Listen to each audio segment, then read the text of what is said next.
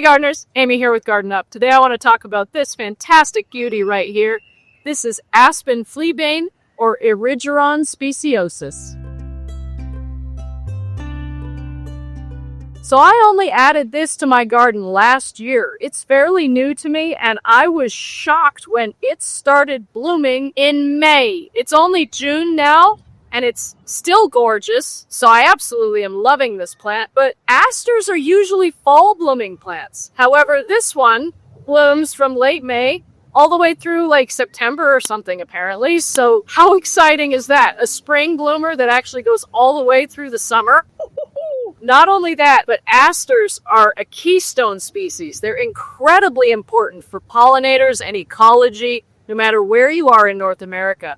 So if you can ever add an aster to your garden, do it. Erigeron speciosus is native to North America all the way from Canada to Mexico. It's widespread. Here's the BONAP map. It's USDA zoned 5A to 7B, and it has a whole bunch of common names. Aspen fleabane, garden fleabane, Oregon fleabane, Oregon wild daisy, showy fleabane, showy daisy, seaside daisy, and I found one reference that called it horseweed, but that's a little confusing because that's a whole other plant. So anyway, I'm going to use aspen fleabane because that seems to be the most common name.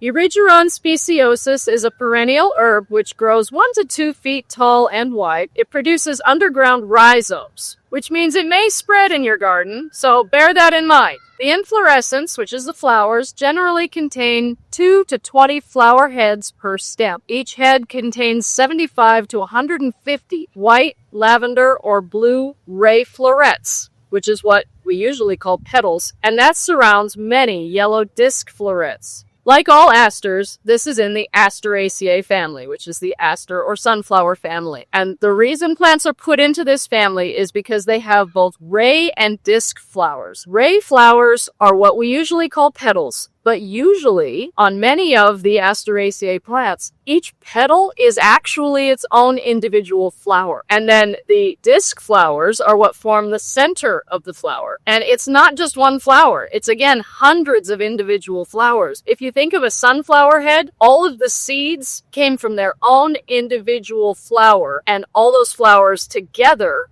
make one big flower head. It is the same with asters like this one. We have ray flowers and disc flowers all together in a big flower head.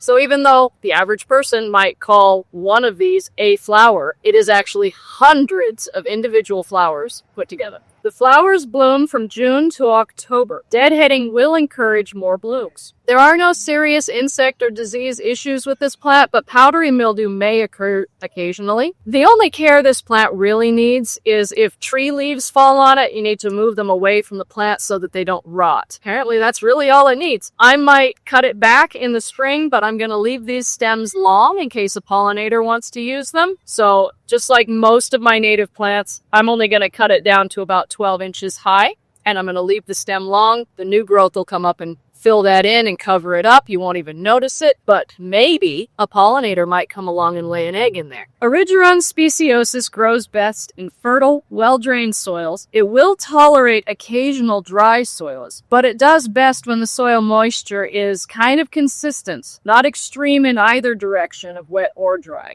So because of where I planted mine, this is kind of on the more xeric side of my yard. I do need to keep an eye on these, and I have another one over there that actually just looked pretty thirsty yesterday. Something about this year, we had a really moist spring, like lots of rain in the spring, and here it is midway through June. It is so dry. I'm really worried about our fire season this year, to be perfectly frank. Anyway, I'm keeping an eye on my plants because each one of them is showing their stress differently. You might want to put this in a place that gets somewhat regular water, but it does tolerate drought as it is a native to our area. If you plant it in some shade, it can tolerate shade, but it might actually grow taller. What this is it's getting leggy because it's searching for those blooms, and I actually think that's what's going on here. These are both leaning pretty far in this direction away from my tree that's right on top of it. You might need need to provide some kind of support if it does that, if you want it to look more upright, or just make sure to plant it in full sun. That's your better option.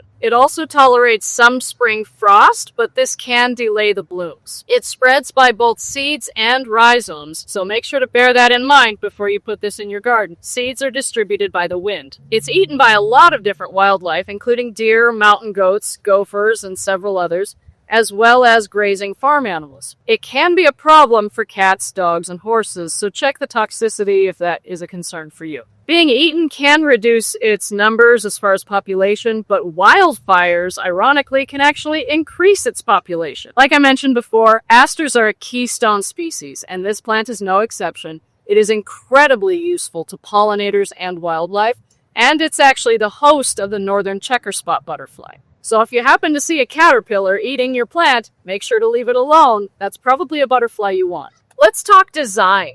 So on my plant profiles, I want to make sure to say what's blooming at the same time as each plant, because that way you can place it in your garden next to another plant that's blooming at the same time, and you'll get a really gorgeous combination of colors. You'll get focal points. It'll just explode like eye candy. It's great. But with this one, it blooms from June through October.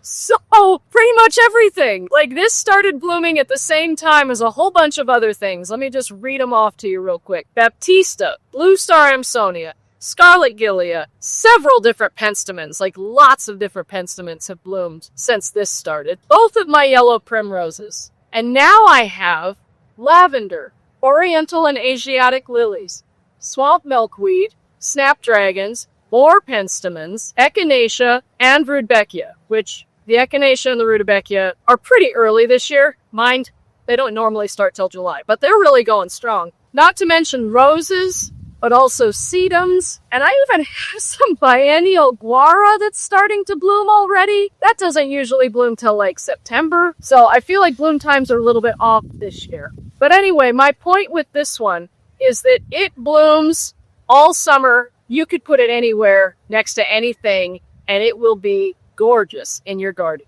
So check your local nurseries to see if you can find this one. But if you can't find any live plants, check out my Etsy shop. I may be able to collect some of these seeds this year and have it available there.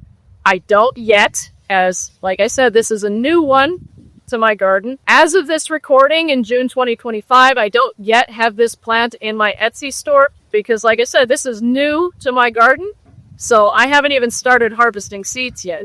But if I can get some seeds harvested, I'll put them in my Etsy store, and then they'll be available for you to purchase. Check it out to see what other species I have. So make sure to check that link in the description down below just to see what else I happen to have in stock at the moment. So thanks for watching, everybody. I hope you guys enjoyed this video and you found it valuable and you learned something. If you did, make sure to hit the like button. If you have any questions, leave them in the comments down below. And if you haven't already done so, please subscribe so that you get more gardening content like this in your video feed every week.